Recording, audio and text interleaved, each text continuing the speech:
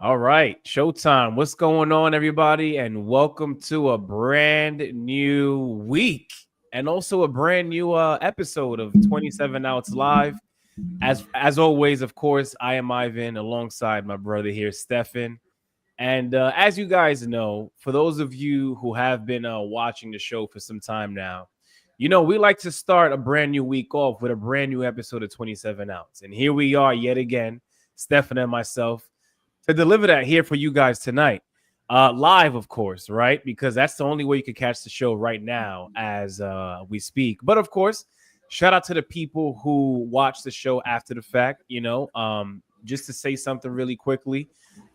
Stefan and I have noticed that a lot of people tend to take their time, out of their days to sit down and watch the show if they weren't actually able to catch it live, right? So we're able to pick up on things like that, thankfully, behind the scenes. But, nonetheless, again, thank you to everyone who watches the show live and those who catch up with it whenever they got some free time.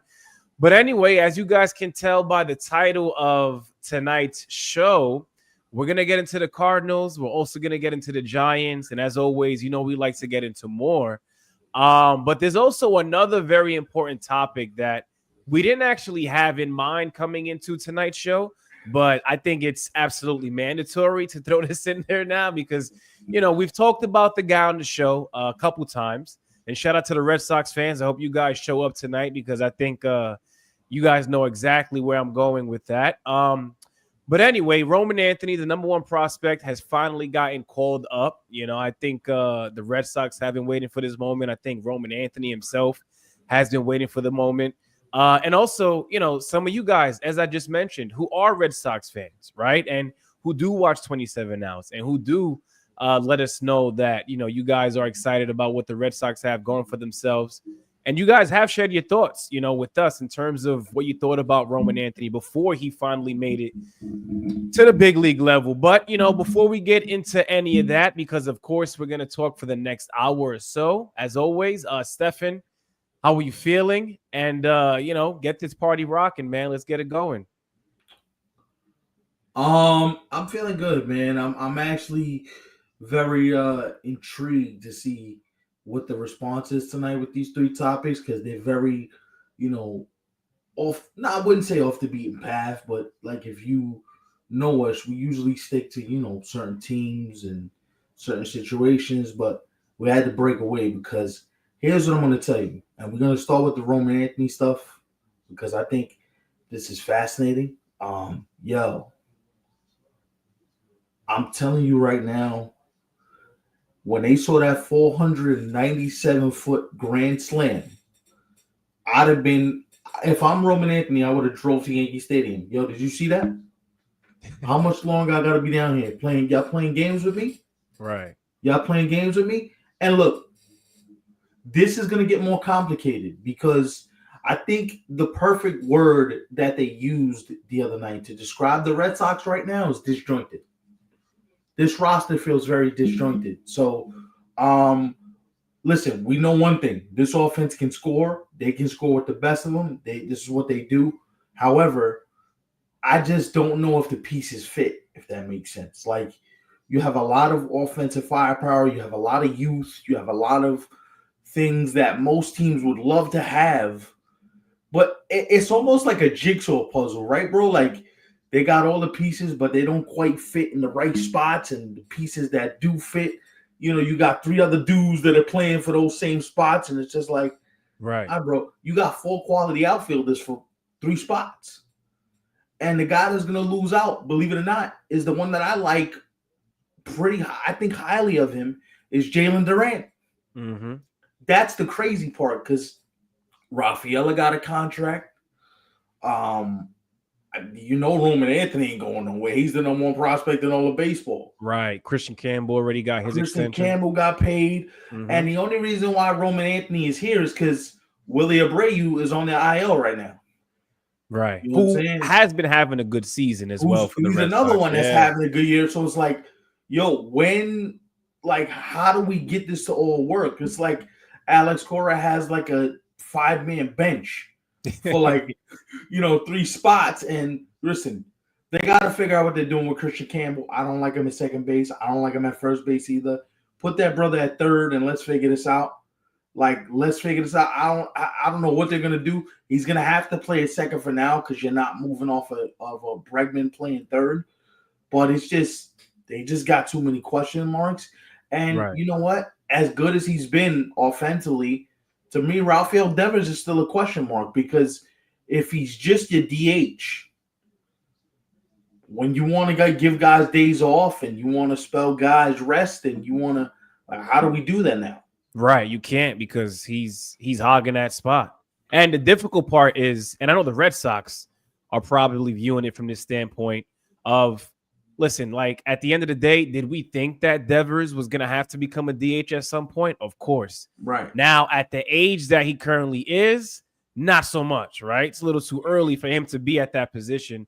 But at the same time, when you watch him play third base, or when he did play third base, and how, listen, no disrespect, but how bad of a third baseman he was defensively, and the fact that, he made it clear that he seems to be allergic to playing first base. Now you're in a position where, like you said, Steph, we got all these other guys who we seem Right. to be excited about Yeah. moving forward, and you're just clogging up this spot for us, And then here's the thing, right? It's like, so, and I don't blame Rafael Devers. I blame more the Red Sox organization themselves for not having an idea on how to put this all together. Like, if you knew these kids were coming, because you can't tell me that Craig Breslow and Sam Kennedy and the ownership didn't know these kids were on the way. These kids been knocking at the door for a good year and a half now. Yeah, I mean, Like, even to, related to the show, right? Like prior to the 2025 season, these were guys that we were already having conversations about here on the show going back to like the off season, I remember last off season I started hearing things about a kid named Marcelo Meyer, and then you hear about Roman, and then you start having conversations like, oh, these kids are gonna skyrocket up the system. And they did. Shit. They did. You know what I'm saying? And listen, this is where the Red Sox can benefit from this. And follow where I'm going, follow the logic. It's a little bit, you know how we do. We take a circuitous route sometimes to get to where we want to go. Your ace card is Jalen Duren.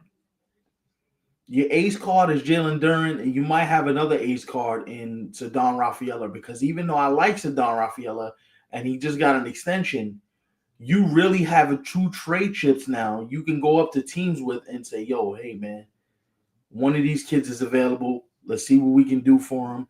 Let's see what we can get for him. Because my idea would be the Red Sox desperately need pitching. Mm-hmm. Right? And I don't know if it happens at this deadline, because I will say this for the third consecutive year in a row. I feel like a broken record. Trade deadline deals are harder to consummate now than at any other point in the game's history. You have extra wild card spots. You have other things that are going on besides what you're trying to do as an organization. There are other teams that feel like they're invested in this too. So the idea of pulling a trade deadline deal for something of significance is damn near impossible. Right. Now, I will tell you now, and you're going to think I'm crazy for this. If I'm the Red Sox, I'm buying very low on two pitchers that I think could get the Red Sox back in this race, because this race is not sewn up by any stretch of the imagination. I would trade for Sandy Alcantara in Miami, or I would trade for Zach Gallen in Arizona. I don't care what the numbers say. That doesn't matter to me. When you put guys like that in pennant races, that tends to awaken something in them to go, all right, I'm pitching for something now. This ain't just, I'm not pitching in Miami where we're going to lose 110 games every year. Arizona, the moment Corbin Burns walked off the mound, we're going to get to that too. Shout out to Corbin Burns. That's tough. Literally blew out his elbow. And yeah, I actually have something to say about that, but I'll save it for when we get into it. It's tough, but like the D-back season ended the moment he walked off the mound, as far as I'm concerned. So, like, now you got to look at, all right, what makes sense for us, right? Like, how do we improve this, right? Like, I'm going to tell you right now, Zach Gallen's available. Merrill Kelly's available. I'm making Josh Naylor available. Like Eugenio Suarez is available. Hint, hint, Yankees. You want to go grab that dude to play third base for you? Because I'll take him right now. Right Right. now. If you told me Eugenio Suarez was available to play third base for me tomorrow, I'm driving whoever prospects to the airport. Yo, good looking. Appreciate you. Because that's 30 home runs walking in my lineup. Right. You know what I'm saying? Like, you got to start thinking about, like, they're going to blow it up. They're clearly, like, done. Arizona? Yeah, like they're Yeah, done. I think so too. I agree with you. Since you had already said it, I might as well just share it now. But Right. we talked about it briefly on last week's show. For those of you who were here for that, you already heard our thoughts on it and whether it was going to be what it ultimately ended up being, or if it was going to be something that the Diamondbacks and Corbin Burns were going to be able to get away with. Right. But it was worst case scenario, right? Oh, for sure. And I agree with you. I think the moment we found out that he needed Tommy John surgery was the moment I think it was safe to say that the Diamondbacks could kiss the 2025 season goodbye. So the NL West went from a 4-team race that we were all interested in seeing to now being just a 3-team race. Yeah. By the way, here's the thing too. You can kiss 2026 goodbye too.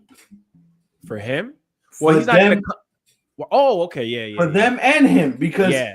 they're saying he's not gonna be back till late 2026. So kiss the season goodbye for him too. And then there's talks about, as you mentioned, certain guys being available. So you're probably going to be looking at a different team next season. And this is why, if I'm the Diamondbacks, right? Like, yo, do I really want Ketel Marte in a 5-year deal when I'm about to be kind of like in a rebuilding phase? Do I really want Brandon Pruitt, Fiat or whatever his name is? They just signed him to an extension to one of their pitchers. Do I really want these guys like, what if we do something like a little unconventional here and start to hit the rebuild button? You know what I'm saying? Like, yeah, right.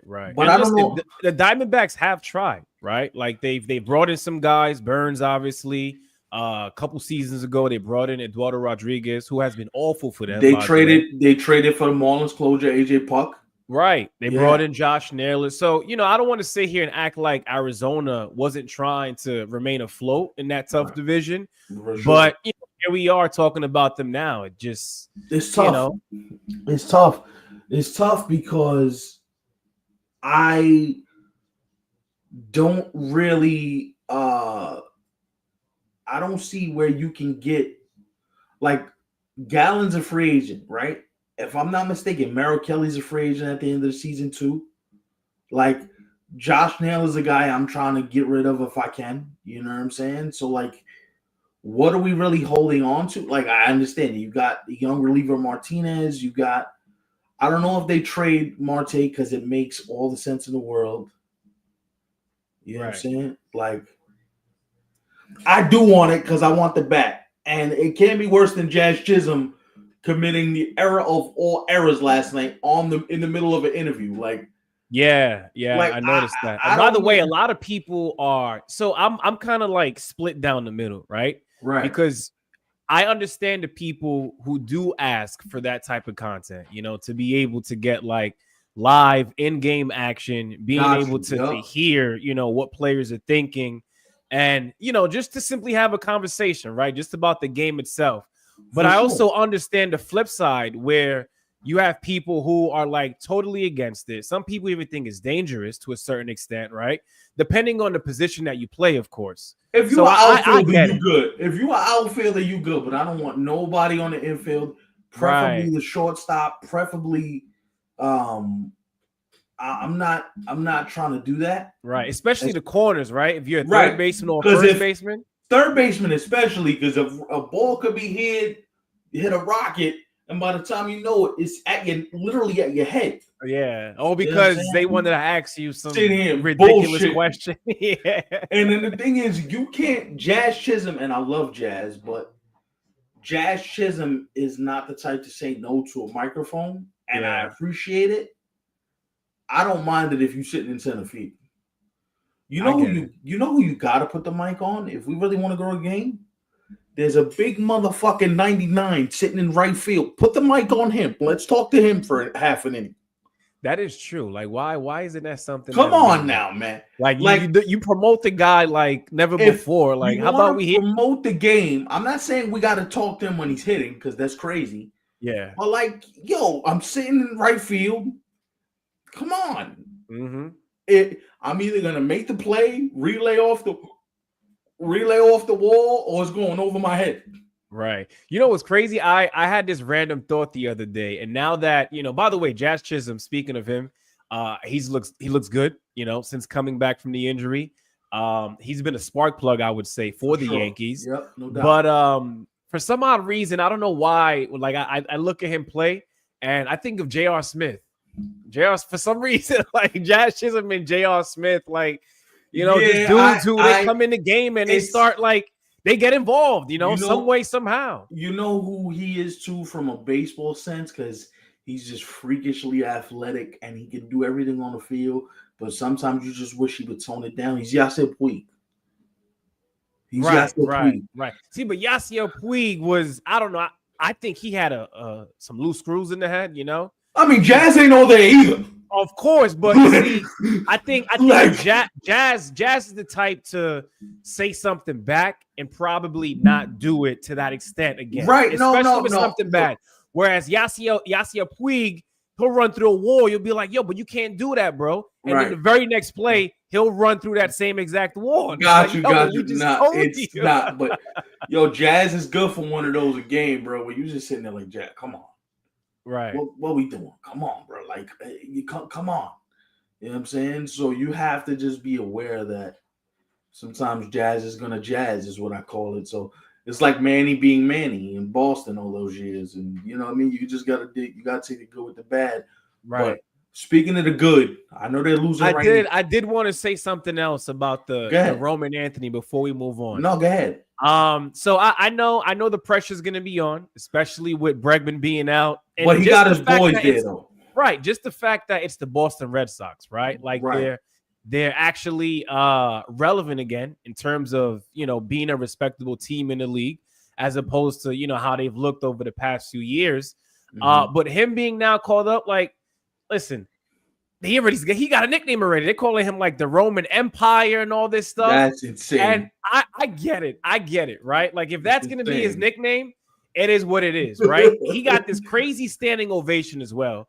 I mean, if you weren't actually somebody who kept up with the game like us, if you tuned into his first at bat, you would have thought Roman Anthony has been a Red Sox for like the past few seasons. I mean, the way they cheered for this guy, like people in Boston were genuinely happy to see him. Yo, yo, did you hear the story?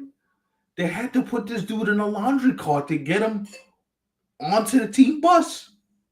In a laundry cart? They had to literally put his body in a laundry cart and cover him up so that fans wouldn't run after him to the team bus and follow him.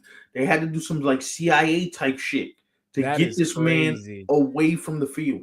Right. Crazy. Right. Next level, like nuts for this dude. Yeah, I didn't hear about that. And I understand why, because when you see the motherfucker hit a ball damn near 500 feet, you understand. Mm-hmm. By the way, he is in the lineup tonight. So, of course, we're doing a show. But for you guys who are watching any other games, or if you're keeping tabs on, what he's doing for the Red Sox tonight, if he does get his first major league hit, which to my knowledge, I don't think he got it yet.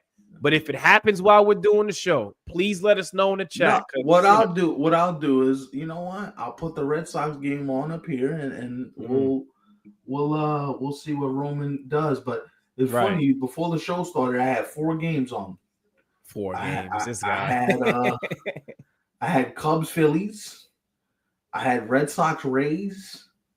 I had Cleveland and Cincinnati, because Cincinnati, believe it or not, they look like they're about to win 4 straight. That offense in Cincinnati, if they could get some pitching to go with Hunter Green and Nick Lodolo, and speaking of pitching for them, there's a guy who, correct me if I'm wrong, but I believe he got drafted by them last season.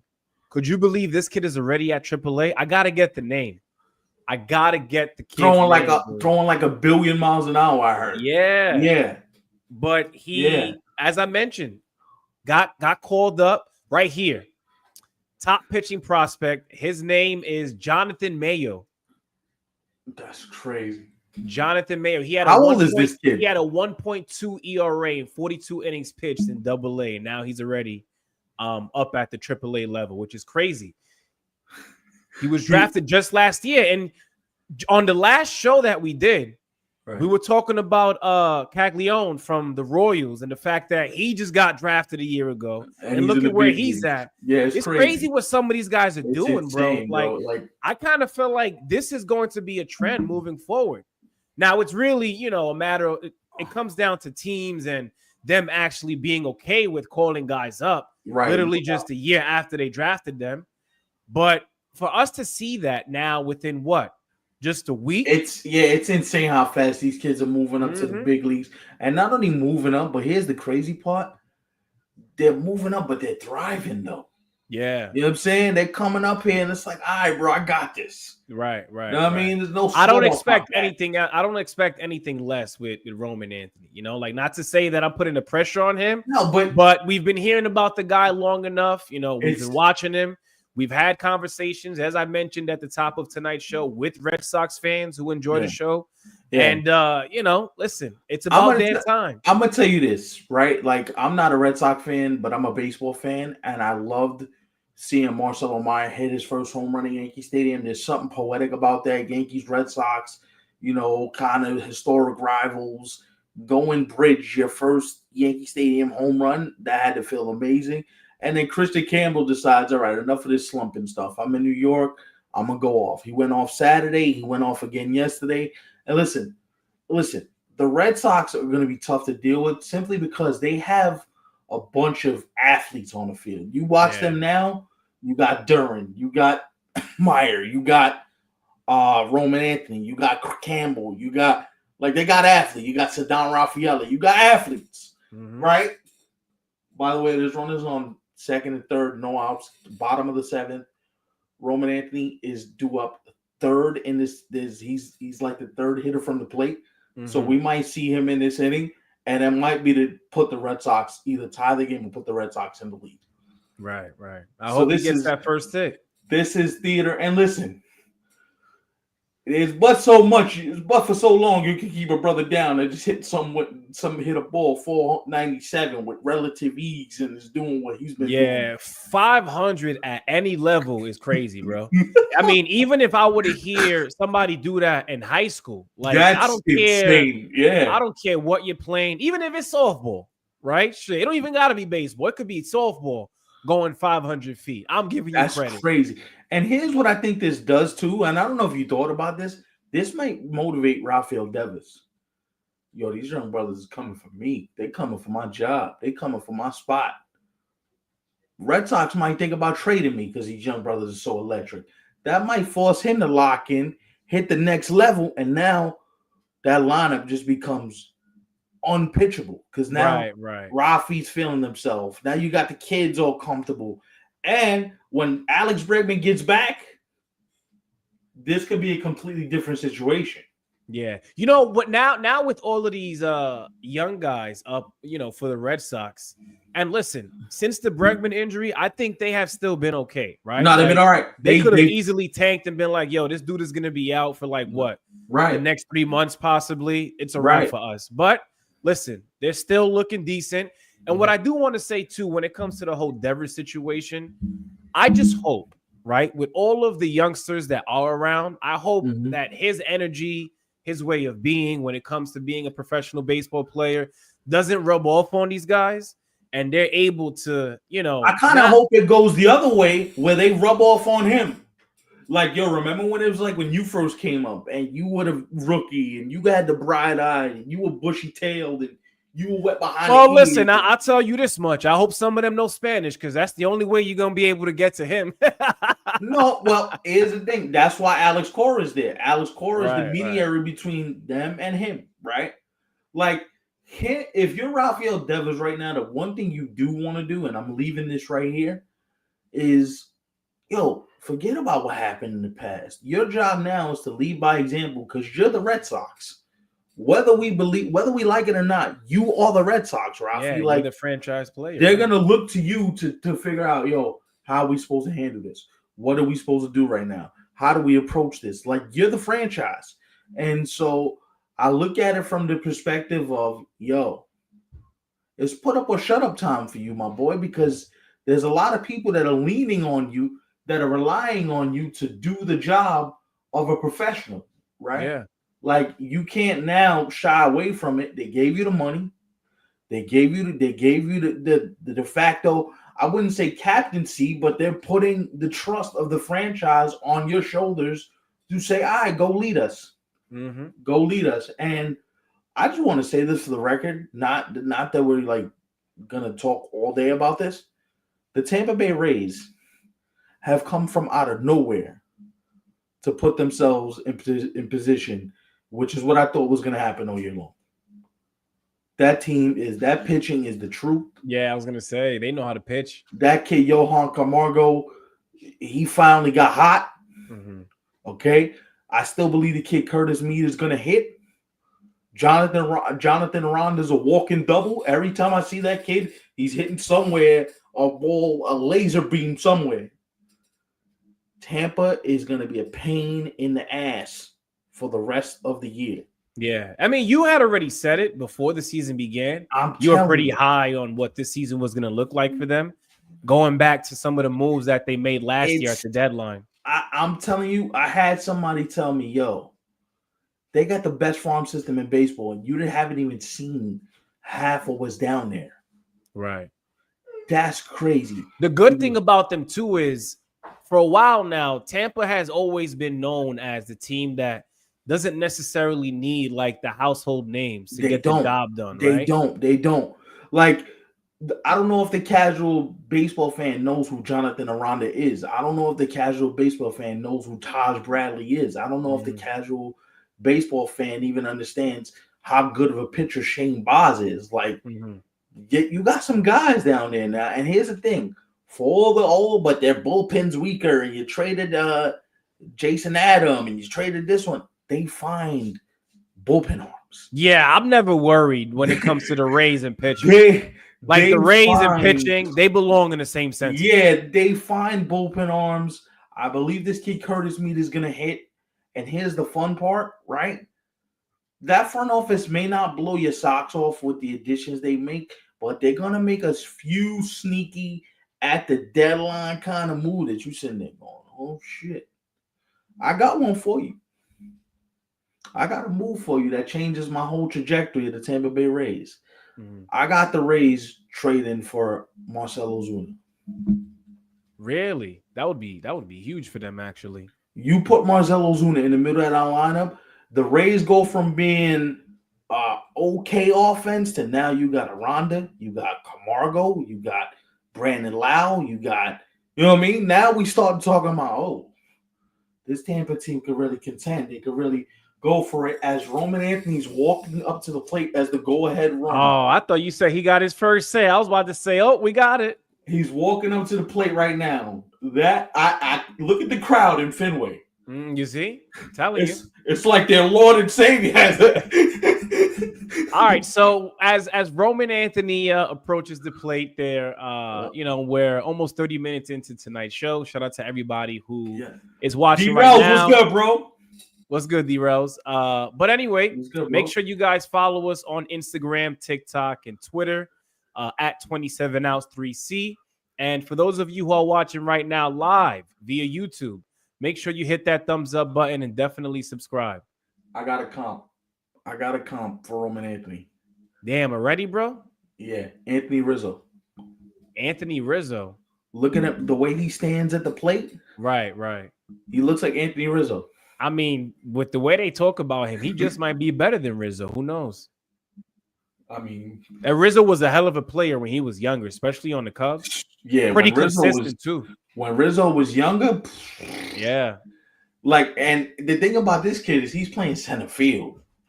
So first base is very. I'm not saying first base is not difficult, but you're talking about center field, dog, and he literally has Red Sox Nation in a frenzy right now. Right. Like this. you remember when we were younger and Jacoby came up, Ellsbury, and all those kids came up, and Mookie came up, and it was like, damn, they're them. Like this feels like that all over again. Like, oh, they got a few of them. You know what I'm saying? So, by the way, good take right here. 3-2. 3-2. Trevor Story just stole second. So he might if he ties this game, that place is gonna go. Like, I would play the audio, but I don't want to get sued. And you know what I love? They just showed Alex Bregman on the top step, like just watching the game, just being like a proud, like, he drew a walk. See, that's the guy who I want to, kind of like put his arm over these guys' shoulders and say, listen, man, if I ever see something wrong, here's what I think, Right. He just drew a walk, and I don't even have the volume on, and the place just exploded. And he just drew a walk. The place just exploded. They're throwing babies in the air at Fenway Park because this guy just drew a walk. Like, it's crazy. Yeah, they already love them some Roman Anthony, man. Hey, man, I don't blame. Like, listen, like, I don't blame everybody getting excited for all the young players that are in the game. Like, we're gonna talk about the Cardinals here in a second. Like Nolan Gorman, Mason Wynn, Lars Nootbaar, all those kids, the Brandon Donovans of the world. Those kids, like, he's having a hell of a year for the Cardinals. I don't watch too many Cardinal games because, I mean, listen, we've got too many teams in the league to really watch, lock in on everybody. Equally.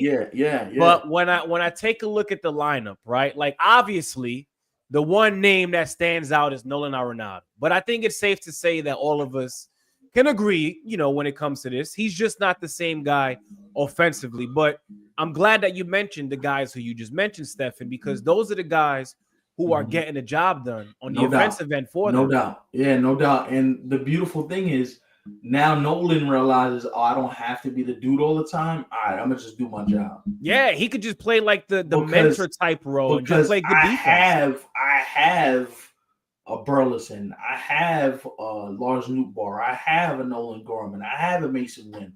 I have a Wilson Contreras. I have the other catcher. What's his name? Ivan Herrera.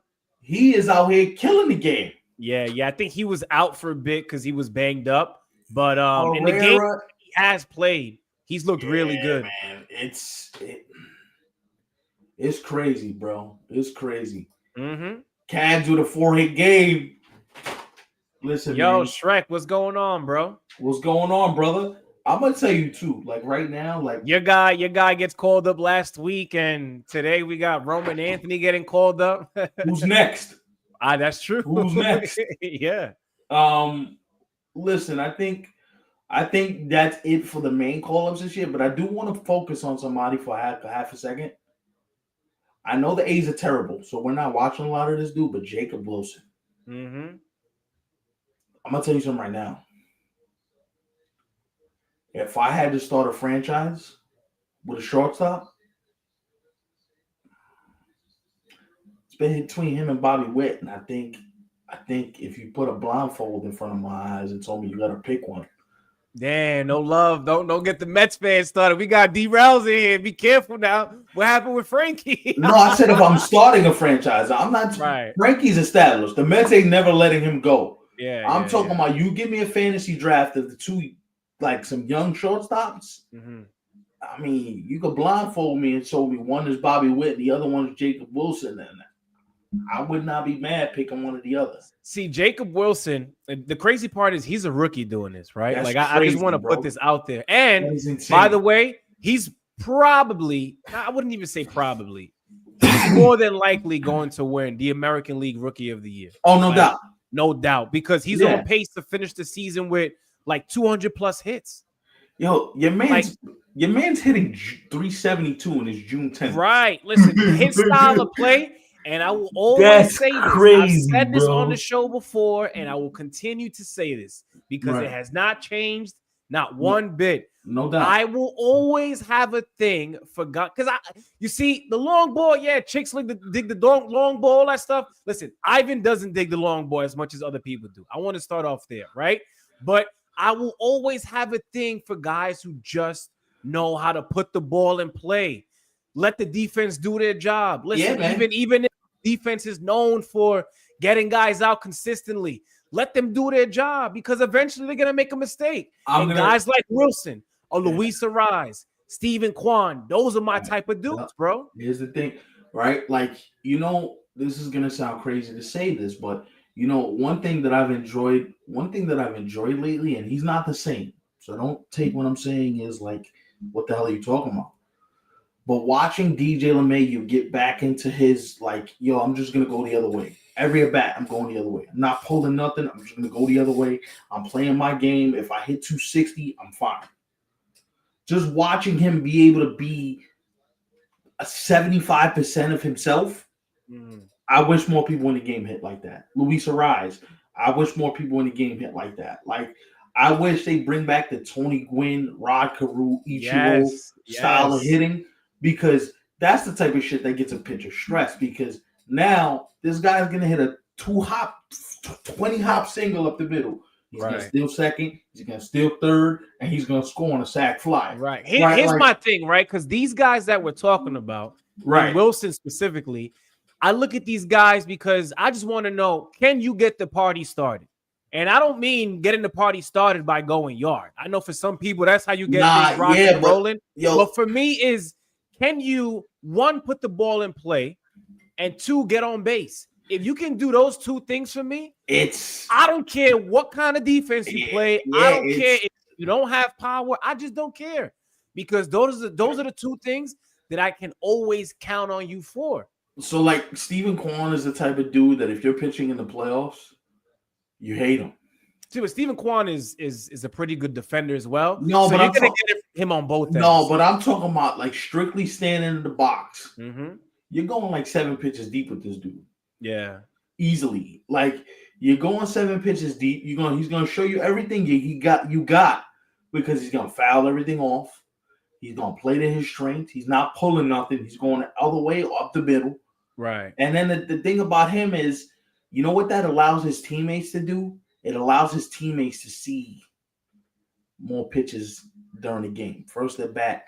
Like, now you on the on-deck circle going, oh, word? I just saw everything he had this first at bat.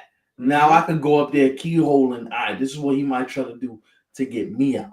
Yeah. Right? And I know these guys are also a pain in the ass for pitchers as well. Because obviously everybody's afraid of Aaron Judge.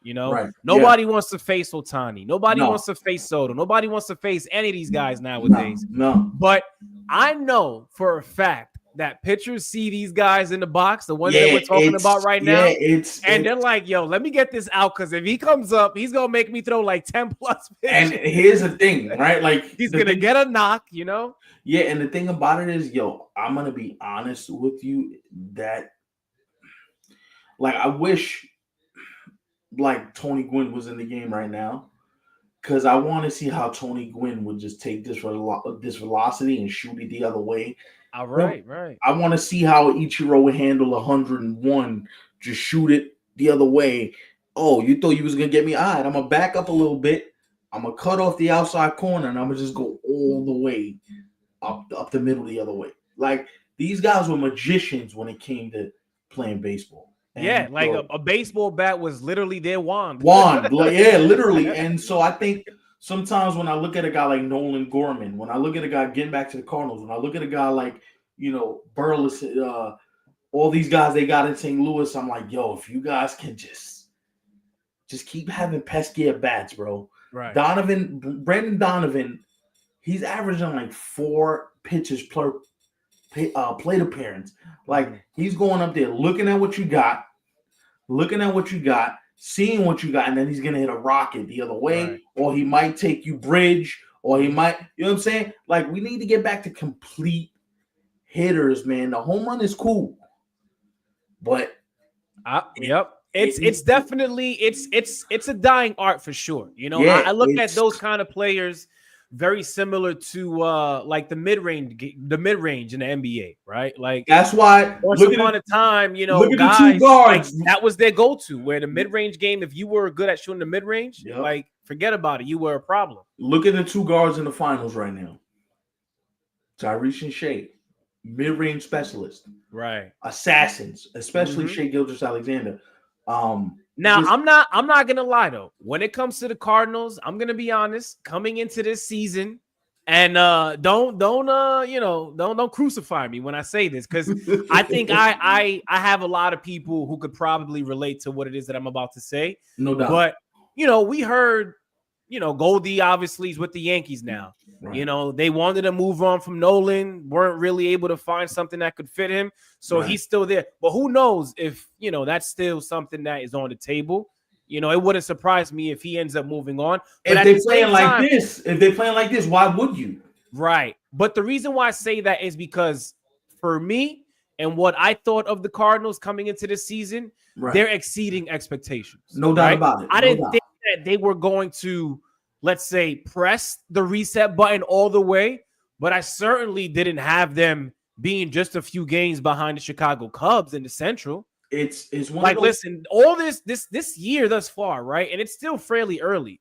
Mm-hmm. We've been talking about, and rightfully so, because I think they deserve it, right? No doubt. The Cubs and that elite lineup that they have. But listen, I kind of think we have been sleeping on the Cardinals, and they deserve their love. The Cardinals to me are one of the best stories in the game, because they were trying to trade Sonny Gray too. You can make the argument right now. Sonny Gray is in the top 2 for National League Cy Young right now. Sonny Gray's been pitching his rear end off for the Cardinals. Right. I give him top 5. Top two is tough. Look at his numbers though. Yeah, but top 2 for me. Top 2, I could give you top 2 right now, and you're gonna agree with this. Paul Skeens, Kodai Senga, they going crazy. I'm taking Sonny Gray over Senga. Nah. Yeah, I am. Right now, got a with something ERA, bro. I don't care. Bro, I'll even take Yamamoto. Like, that's why I say top 5. Because I got you want to give Sonny top 5? You want to give Sonny top 5? I'm there with you. Top 5 ain't bad, bro. And plus, here's the important thing. At his age, though, that's crazy. Exactly. He's an older guy.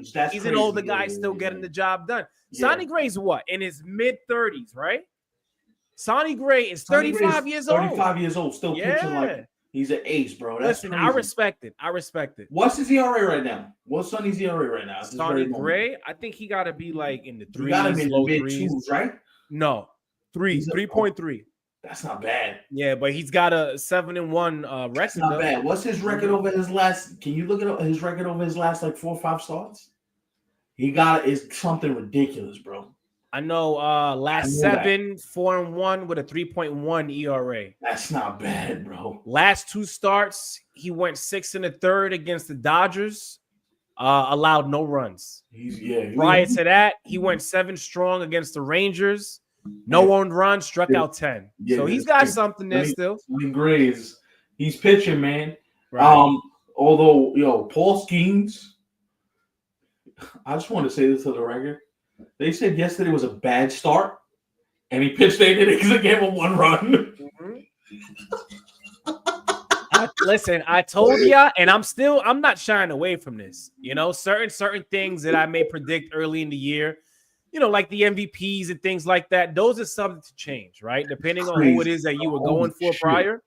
But my pick was Paul Skeens to win the National League Cy Young Award, and boy, is he making me look good, bro. He's getting comparisons to Jacob deGrom back when he was with the Mets. Like when you start entering those types of conversations and it starts to become a norm for you, you're the real deal. No lie. By the way, don't sleep on Jacob deGrom this year either. With the Rangers, Jacob deGrom's looking like Jacob deGrom. Yeah, but I'm not surprised, man. I'm not surprised because the one thing that I always said was if he got healthy again, because he still had the stuff. He was coming in, pitching 4 innings, striking out 10 dudes. Like, what?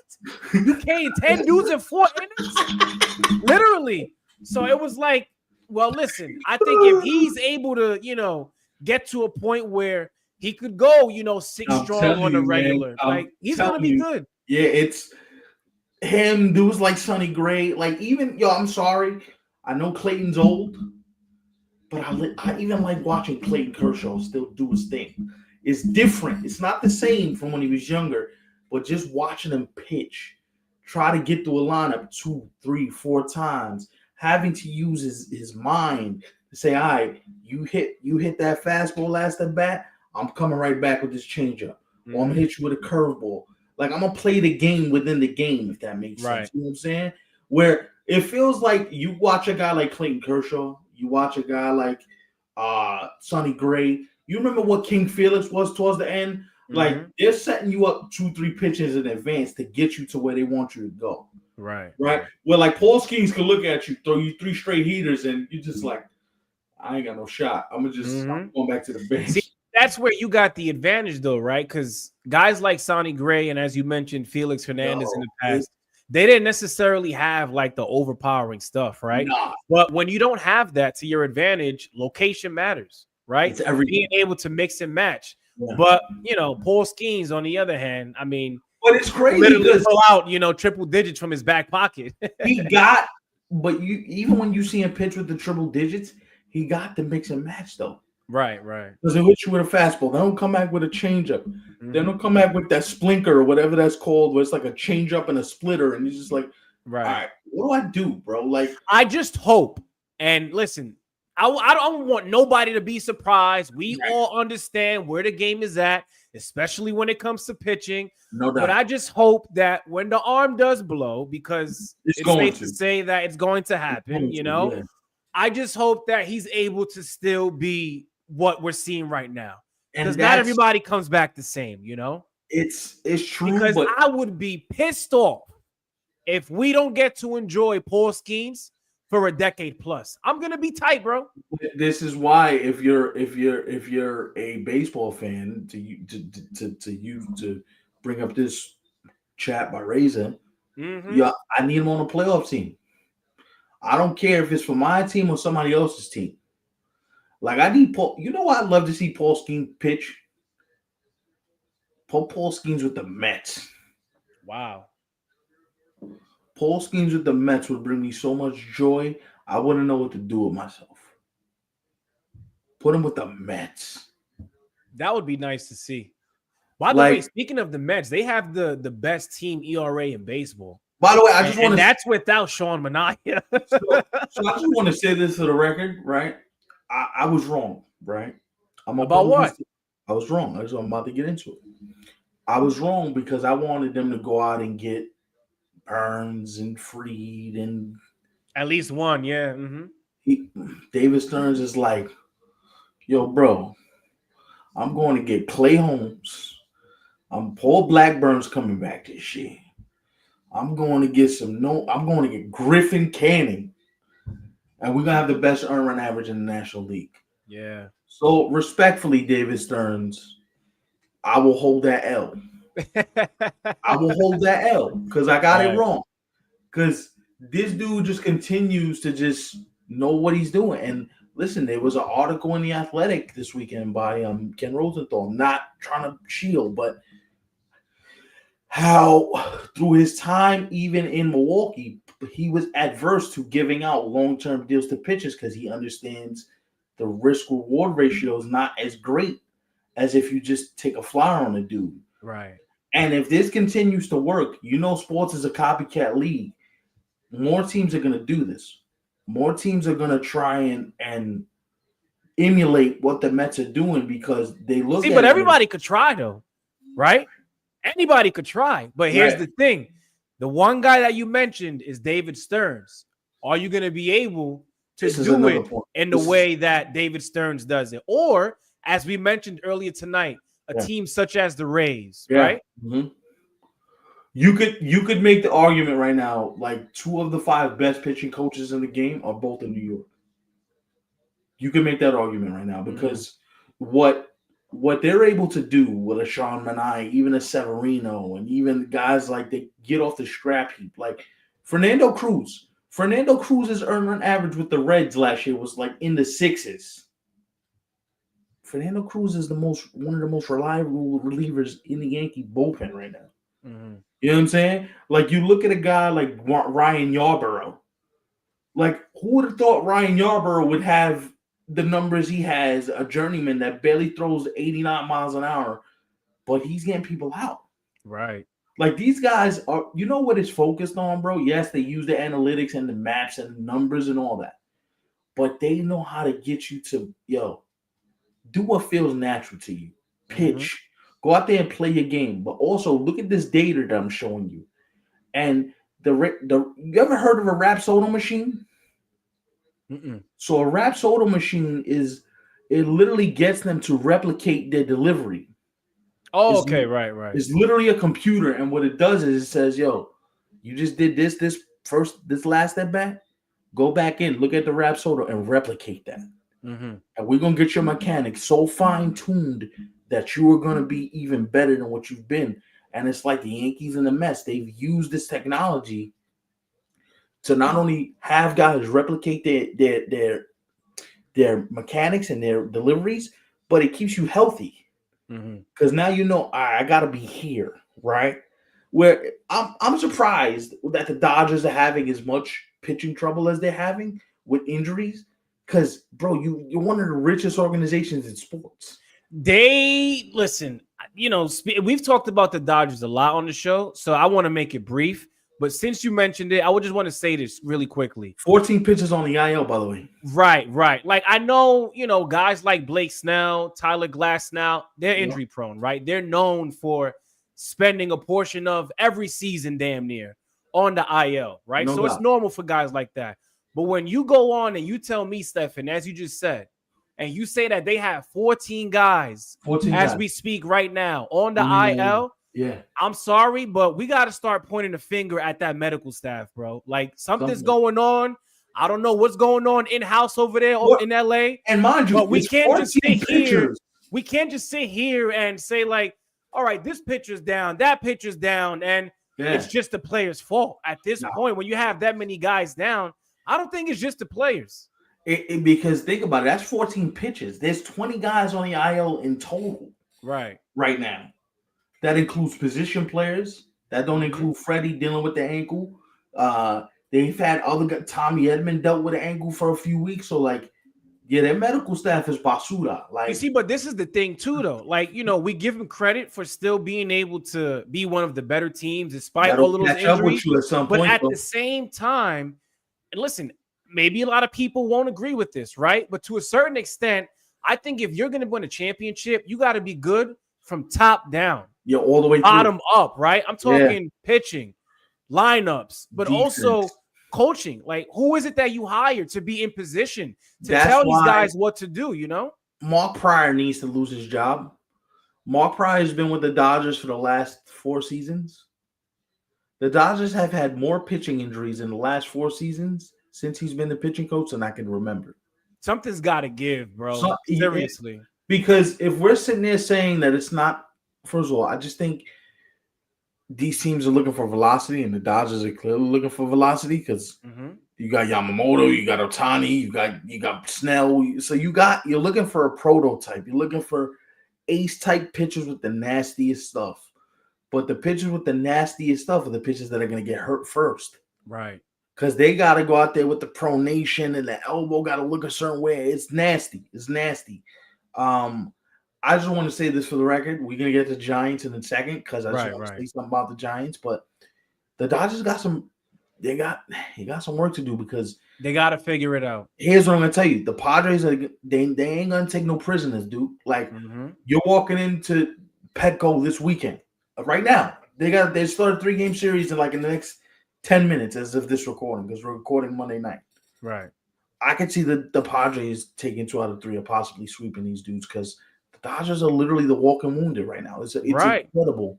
And also, too, as you mentioned, we're going to get into the Giants, but if I'm the Giants and the Padres, not so much the Dodgers because, listen, they're the reigning champs, right? So they're already coming into the season thinking, high and mighty, thinking highly of themselves. Hey, deservedly so, right? Fresh off of a World Series. But if I'm the Padres and the Giants, now I'm like, damn, we went from this being a 4-team race to now being just the three of us. Now you could just zero in on, if you're the Giants, let me focus on taking out the Dodgers. Let me focus on taking out the Padres. All and if right. you're the Padres, vice versa, right? Yep. Because as we said earlier tonight, the Diamondbacks, listen, I don't care what you think, even if you're a Diamondbacks fan, it's a wrap. Yeah, it's tough, man, if you're a D-back fan, especially because they spent the money they spent too. Right. That's why I said they tried. It's tough. unfortunate, you It's know? tough. The Giants, man, they impress me because you look at them and you're like, bro, you're not supposed to be. I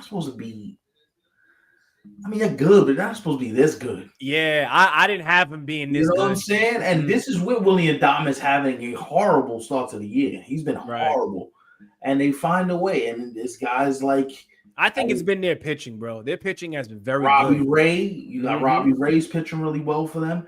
You already know what Logan Webb is. When Logan Webb takes the mound, that's the dude. And they got like 3 or 4 dudes in the bullpen who they could give it to you on any given day. Birdsong and no. They got I think it's Camilo Doval, Rogers. Yeah, no. I'm telling you, they got a few guys in that pen they can call on. And here's the thing. They're not just any players, right? Like, these are guys who are reliable.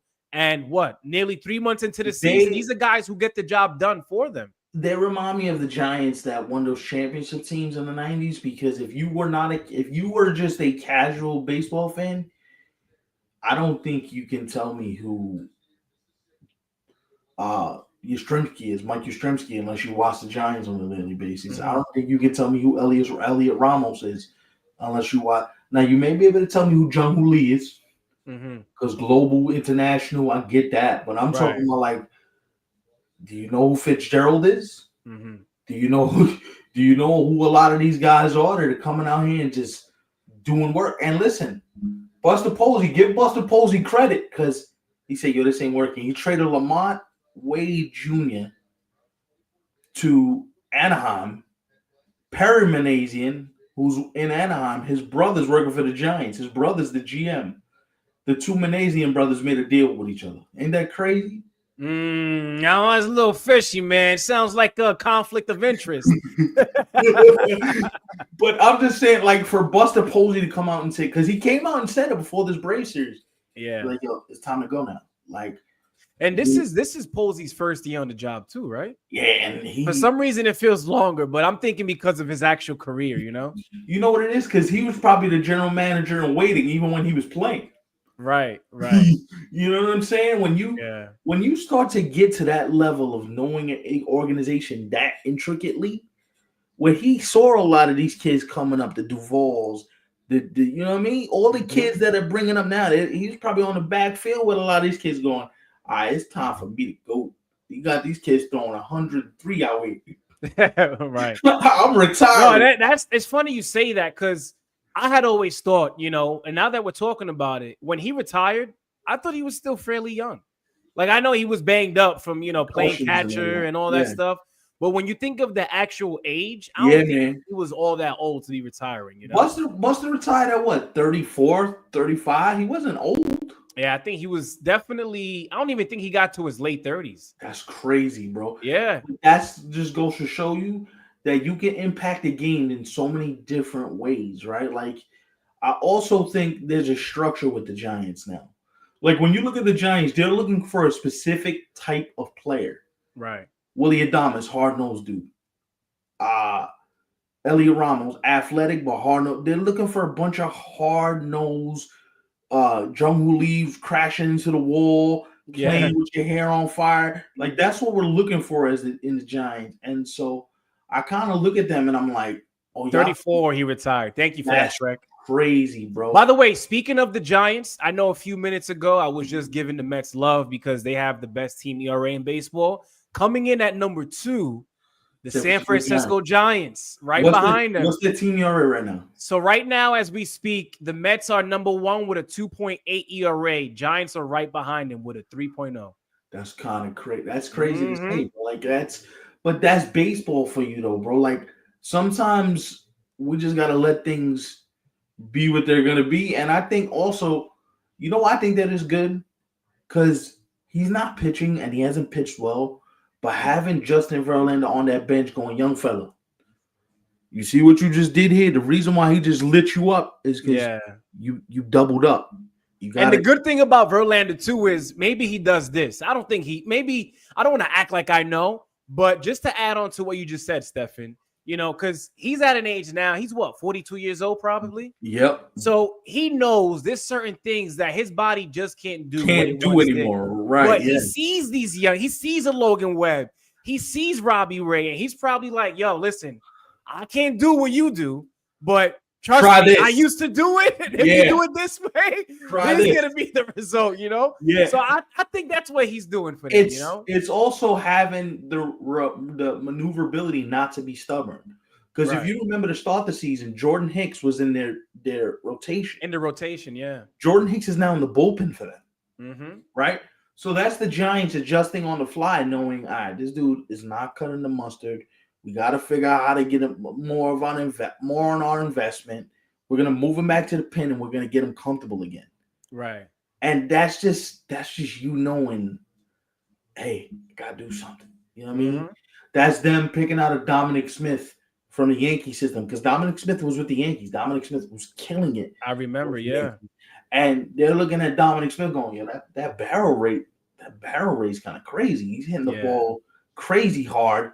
The one thing that I would like to see the Giants do now, and I don't know if they get the guy that really makes the most sense for them, because like you said, Stefan, with extra wild cards and teams still thinking they have a chance, you go into the deadline thinking you have a shot at getting a guy, and then next thing you know, the team falls back and it's like, well, wait, we still think we have a shot. Yeah, but I'm in love with the Giants in terms of their starting rotation. Yeah, I'm in love with the Giants when it comes to their bullpen as well. Yeah. But if you could somehow find, another offensive piece, they're already making some noise. But at that point, now we're talking about can we take out the Dodgers now? That's why can we take out the Mets? Because those are the two teams that we're talking about, in October. I'm going to bring up two names.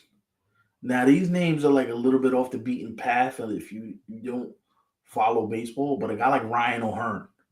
They need to figure out their first base situation. Go get that dude from Baltimore and put him in the middle of that Giants lineup and tell me that dude doesn't produce for you. Right. That's one. The second guy, I'm sitting there going, yo, you can really help them because you're good and your team is terrible right now. The Rockies will never do this because it's in division. But imagine if Ryan McMahon playing third base for them and he gets rejuvenated by a pennant race and you put on that Giant uniform, you say, all right, I can help y'all. And the last one, I might want to buy high or buy low rather on Luis Robert. Get him in a Giant uniform, get him around those professional guys, get him around guys that are going to tell him, yo, you can do this. Because the talent is there. I don't think you lose talent.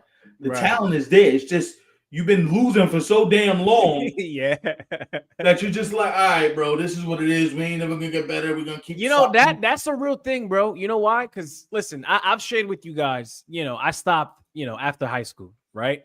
But I remember there were years where we damn near lost every single game, bro. Mm-hmm. And I kid you not, at the time, a lot of people would say, oh, why are you coming into this game against this team with negative energy and this and that? And listen, obviously, it's also knowing what those teams are capable of. But at the same time, when you walk into a game and, I'm like 15 years old, we 0-10, it's like, can we just end the season? So I can only imagine when you're playing 162 games. It's crazy. And you're making millions of dollars. Yeah, you're a professional athlete at the game that you love the most. But at the same time, a lot of these guys still want to win. Now, don't get me wrong. A lot of guys are like an Anthony Rendon and like, yo, I just want to get my check and I don't care if I'm on the field. I'm out of here, yeah. But, for other guys, I'm a big believer and I think a change of scenery could be the thing that works for them. It could be. And the thing is, you just got to be aware of that. Like, you bring up a good point. But I also like Ryan McMahon to play first, though. If they can figure out as well, yeah. You can do both. Like, depending on what the Orioles decide to do. Sox fan was good, bro. It's Roman time for you What's guys. going on? The Roman Empire. Know what I mean? Y'all starting to build it from day one. Shit. It's already built. They just had to unveil it. Yeah, you're right. The way the Red Sox fans are acting You know what I'm tonight, it saying? seems like they built it already. No, and look, I think sometimes too you have to let development happen. Like you have to let a guy like Elliot Ramos. You gotta let a guy like the kid Matos. You gotta let all these young kids develop. And you know who I do want to give credit to now that we are talking about the Giants? Yo, Rick, I know you here, bro. Shout out to you. Yeah. Because I remember when we were talking about, the divisions earlier in the year, we did our breakdowns. You were like, yo, the Giants, y'all may not see it now, but the Giants, they all right. They actually good, So shout out to Rick for that. Shout out to him. And the thing is, he even told us why. He was like, yo, Buster Posey is... See, this is why I'm going to say a joke. I hate giving away all my state secrets, right? Because now when I talk to my friends inside baseball, you guys all look for the same things that I look for now. Like, yo, who's leading your team? Oh, catcher? All right, cool. You're going to be good. Like, the moment you hire Buster Posey, your organization was going to go like this. Because I believe catchers are the most intelligent people on the field. Like, catchers, shortstops, center fielders. And he's not just any catcher, right? He's a winner. And he's won 3 championships with you guys. Exactly. It's you have to be willing to see the forest through the trees type of deal. Like, this is why, to me, like, I look at a team like the Giants, right? Also, look at the teams that are good in baseball, bro. A lot of that is Matt Quatraro was a catcher in KC. Stephen Volk is a catcher in Oakland. Mm-hmm. Like, all the guys that are good and to get you to take the next step. Dan Wilson in Seattle. He was a catcher in Seattle all those years. Like, right. You start realizing there's a reason why when these organizations go to hire managers, they hire catchers, right? Joe Girardi won a championship. Like, Rob Thompson in his minor league career, he was a catcher. He was a catching instructor all these years. Mm-hmm. And it becomes sort of like this thing where it's like in the NBA, that's why most head coaches are what? Point guards. Point guards, yeah. Because they see the entire operation before it even happens. Mm-hmm. Right? You kind of get the sense of like, yo, he about to do this. Yo, I see him. He leaning out the corner of his eye. He about to steal second. He about to steal third. Right. Right? That's why I want to see a guy like Yadier Molina become a manager, because I know. I can't imagine the stuff that he's going to be imparting to his, not even to his catchers, but just to his players all over the field. Yeah. That's crazy. I think we're probably gonna see a glimpse of his coaching ability, right? In the Classic next year. I would hope that he's a part of that staff. He should be. If not, then somebody's not doing their job. Well, who? Yachty? Puerto Rico. He's the manager. Oh, he is. Okay. Yeah. Right. Okay. I just wanted to make sure. He's the manager, and Carlos Beltran's the GM. By the way, speaking of Puerto Rico, shout out to all of the Puerto Ricans. I know yesterday was the Puerto Rican Day Parade, but then the whole weekend is kind of like this big thing, right? Because you got festivals all in each borough. You got other states as well who do like their own version of it. It was jumping in New York. And listen, I like the fact that, more eyes are now on these parades. It's a big deal. Shout out to the Puerto Ricans, man. I actually have a blue shirt that says Puerto Rico in like that font that you'd see for Team Puerto Rico in the Classic, but I couldn't find it, man. I don't know what the hell I did with the shirt, but I think today would have been perfect. But I'm sorry, guys, I can't find it. But I got to make sure, And what's crazy is, so like, I'm leaving with this final thought, but I wonder sometimes, like, I wonder how difficult it has to be when you're a catcher and you have to watch the whole field, and then you have to go and put it in practice in a front office role, or you have to be a manager. That has to be, your brain just has to be on overload all the time. Mm-hmm. Because speaking as somebody that loves the game, like, my brain's on overload as if I was a catcher and I've never even squatted once behind a plate. Bro, your brain is on, I'm going to say this about you. Your brain is on overload. In a good way, I say this. There's not one bit of negativity in this at all. Right. Your brain is on overload when it comes to baseball for somebody who hasn't even played the damn game, bro. Yeah, Like it's sometimes I take a step back and I really think about, who it is that I do the show with. yeah, And it's like, damn, well, I've been playing since like the age of 9, 10 years old around there. right. He's never played, but I don't know. There's something about you. You break Yo, the game down in a way even better than people who have been playing the sport their whole damn lives. appreciate And that. that's crazy, but It's you know what it is too, but it comes from watching. Like, if you want to know the truth, two of my brothers were back catchers. mm-hmm. So like they would sit me down and go, yo, why you think I called this pitch in this spot? Because 2 swings before that, your man looked like he could barely move right now. Like Right. he was jelly legging. And so my dad used to be an umpire. My dad would tell me, yo, I watched the whole field. Everybody sits there and just watch the pitches and the hitter. Like I told Razor this. I don't know if you thought about the game like this. When you watch the game, when you watch a baseball game, what do you watch? What do you personally watch? Because I actually understand the game, I'm obviously focused on the pitcher and the hitter. Mm-hmm. But at the same time, I'm also aware of situations. Like Right.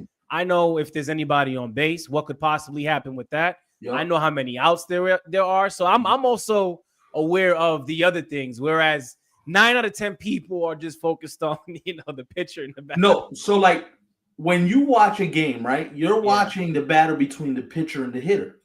Yeah, but I also already have certain scenarios in mind. I got especially if I know more than just a thing or two about the pitcher or the hitter. I got you. Because there's been times like there'll be a guy on base, right? And there will be a guy at the plate who I know, a little something about. And I'll say, look, these two things are going to happen. And one of the two happen, and that's just understanding the game, understanding situations. So like for me, right? It's the first thing I watch when I watch a game on both sides? Mm-hmm. The catcher. Right. Like I'm watching how the catcher's positioning for each pitch. Right. Because that tells me, this is what they think. This is how they think they're gonna get this person out. And yeah. I'm sorry for laughing, bro. I'm just like taking a peek at the chat. Well, by the way, we're gonna talk to you guys for 5, maybe 7 minutes before we go. But I see you guys, going at it. Going at it. Let them do their thing. And it's one of those things where like you start to appreciate how hard this game is. Mm-hmm. Like the reason why I think the Mets are better than what people give them credit for, like Luis Torrens is one of the best catchers in the game. Like pure catching skills. Like now granted, he's been great offensively. Pure catching skills, he's one of the best catchers in the game. Right. He frames pitches, the way he sees the game, the way he calls the game is crazy, right? And so I think we got to give catchers a little more love. They get beat up back there, but they some of the smartest dudes in the game, bro. They are for sure. It's crazy. Yeah. Definitely. It's crazy. All right, so before we got into all of our topics, before we enter the Royal Rumble in this chat, before one last friendly reminder, because we got a few of you guys, so I want all of y'all right now, first and foremost, hit that thumbs up button for sure. Because when this show ends, one of the first things I'm going to do is check if you guys are actually showing some damn respect and listening to Stefan and I. So first and foremost, hit that thumbs up button. Subscribe as well if you're new here. Welcome. That's Stefan. I'm Ivan. This is 27 Outs Live. Yep. And last but not least, listen, catch our content in addition to YouTube on Instagram, TikTok, Twitter, X, call it whatever you want. All three, you can find us at 27 Outs 3C. Now let's see what the hell is going on here in the chat. Real quick, the kids come through. Marcelo Meyer with the RBI ground. Now Christian Campbell ties the game. We're tied at 7 at Fenway. There you go. Mm-hmm. There we go. We got a game here. Let's go. So go ahead. Pick one, Stefan, and I'll follow your lead. They're going in right now. Let's start here where it says. Oh, Sox fans, he's gonna be at the game on Saturday. Actually, no, he let us know. That's what's up, bro. Enjoy that. It started here. And then this comment came, and then This is where the fun started, right? Well, let me ask you this question, Rick. Are you saying that because you don't think that this is the year where they actually dethrone the Dodgers? And you think they still need a little more? Or because that's what I'm getting from what you just said there, right? Whereas I've heard some people, and I believe we've had people like comment on some of our content. I forgot the platform, but somebody did tell us, it might have been on TikTok, where he actually has the Mets in the World Series. I believe it was a Braves fan, right? He was like, oh, this season's over, it's a wash. But I had the Mets going to the World Series all along. That was early on. He said this. Yeah. So Rick responds with this. Because I just want to follow the blow by blow of the back and forth. So this is what really damn Rick already. So I'm not against that, but I just didn't see this being the route that they take. I mean, just 1 year into the deal. Wow, that's a bold take, D-Rel says have the best defense. Acuna. I disagree with that, but wait, this man mentioned Pete Alonso in the same sentence he said defense. Yo, D-Rels, no disrespect, bro. You know, we love the fact that you stop by and we always shout you out. You had me with a couple of those guys in that comment, but don't put Pete Alonso in the same sentence as defense, bro. Ever again. Like, he's having a hell of a year with the bat. Let's keep it at that. I'm just saying, I don't want to sound like a hater, but oh snap! D-Rels, man, he's standing right beside standing his on business. I respect it. He's letting it be known, like, yo, I'm rocking with the Mets. Best record in the National League for a reason. There's a liability, so they're not going to be out there. Thank you for the clarification, Rick. Yeah, I see. Yeah, sure. D-Rose responds with, okay. I like that, especially. You know, when it comes to the offense, I wouldn't necessarily agree with that point. But when it comes to the pitching, absolutely, for sure.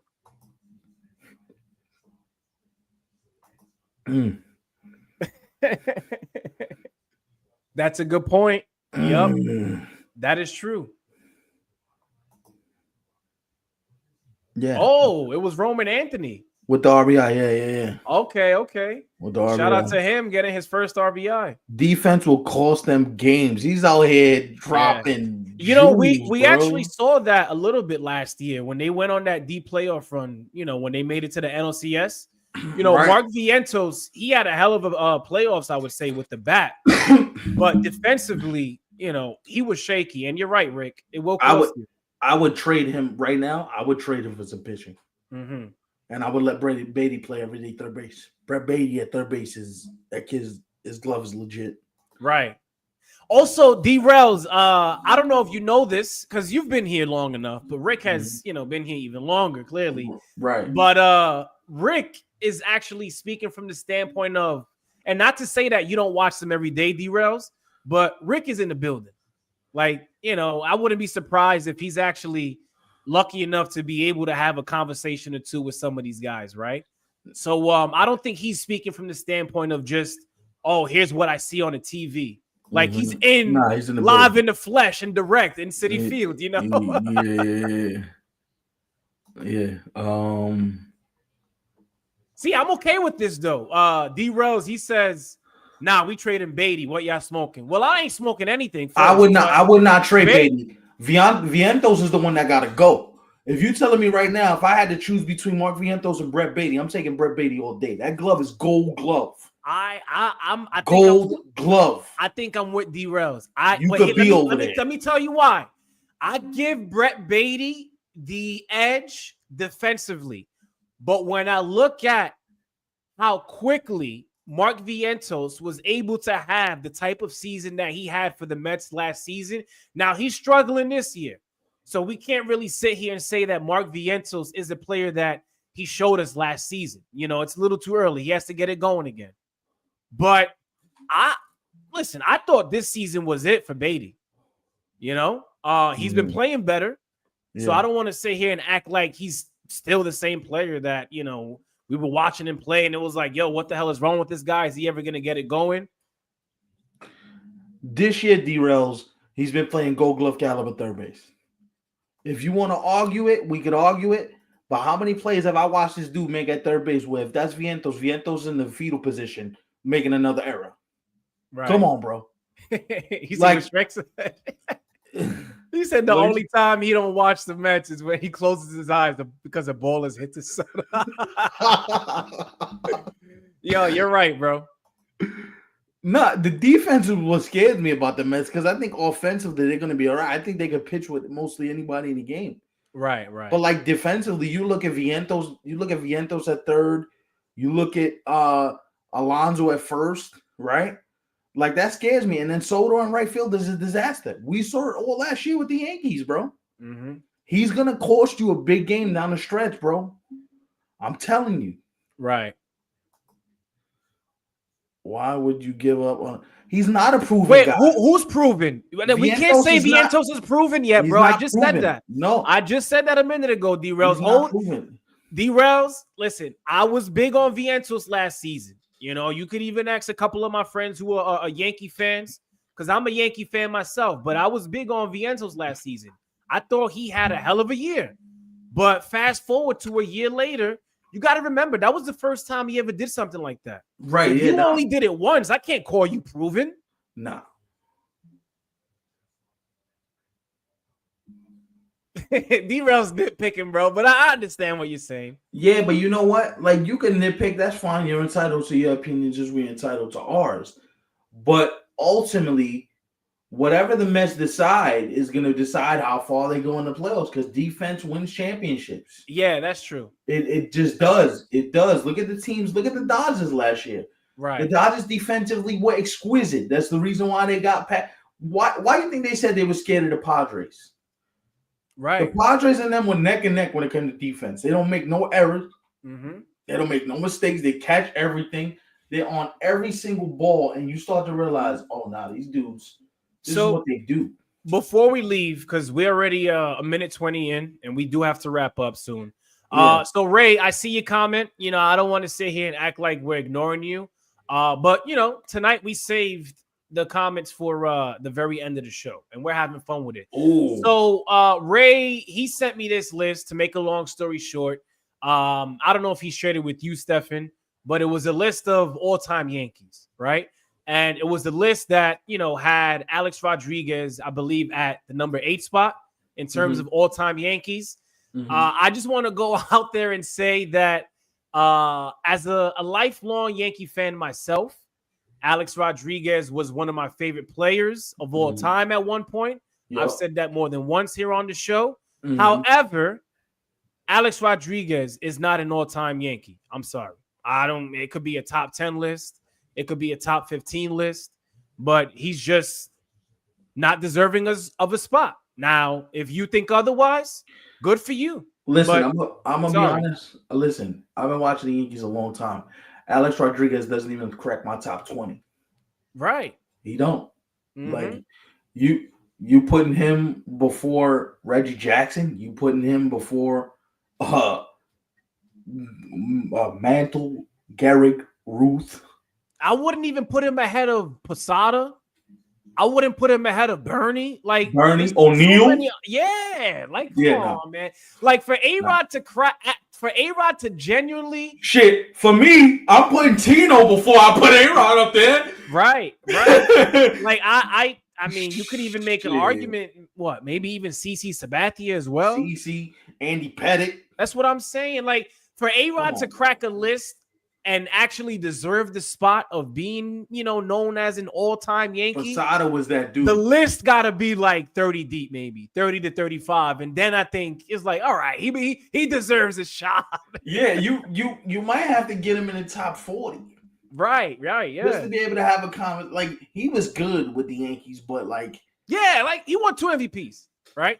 He won the MVP in 05, won the MVP in 07, and then, you know, it's safe to say that they wouldn't have won 09 without him. Nah, listen. That, nah. CC just passed Whitey Ford his last couple years for lefty with wins. What are we talking about? CC put in work as a Yankee, bro. Like, for real. Don't do that. Don't minimize somebody just because you may not agree with the tape. Also too, Shrek, let's not sit here and act like A-Rod didn't slap out. He didn't slap all of us in the face. Yes. Because I'm gonna be honest, that was the thing that really got me over, like no longer seeing him as one of my favorite players of all time. You know what? Then call me ridiculous because CC Sabathia is a better Yankee than A-Rod. I'm gonna say it. Mm-hmm. I'm gonna say it.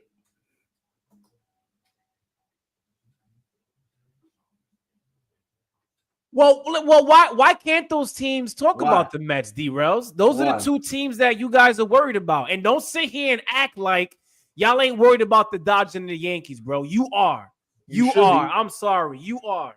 If I'm you, I worry about the Cubs before I worried about the Dodgers and the Yankees. You got to worry about the teams in your own league. Right? And D-Rails, listen, I love the fact that you're here, but I hope you keep that same energy for the rest of the regular season and come October too.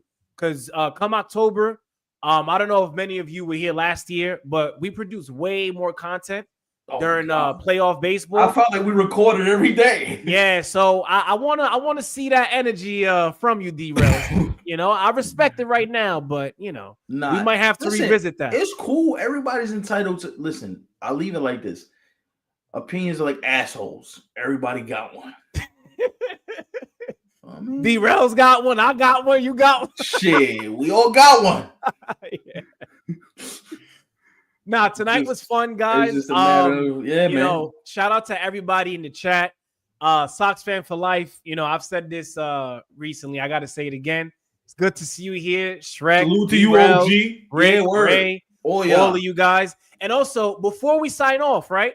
I said this at the top of today's show, but I genuinely want to say, for those of you who didn't catch the show live, right? If you made it this far, watching the show after the fact, shout out to you. If you made it this far, comment below and let us know, like, yo, I just watched the whole show and I heard what you just said, Ivan. So thank you for shouting me out because I feel like y'all need love too, But here we are live, signing out. I'm Ivan. That's Stefan. He likes to say this little thing before we actually leave. I got nothing else to say. So, we ain't got to go home, but we got to get the hell up out of here. So, peace.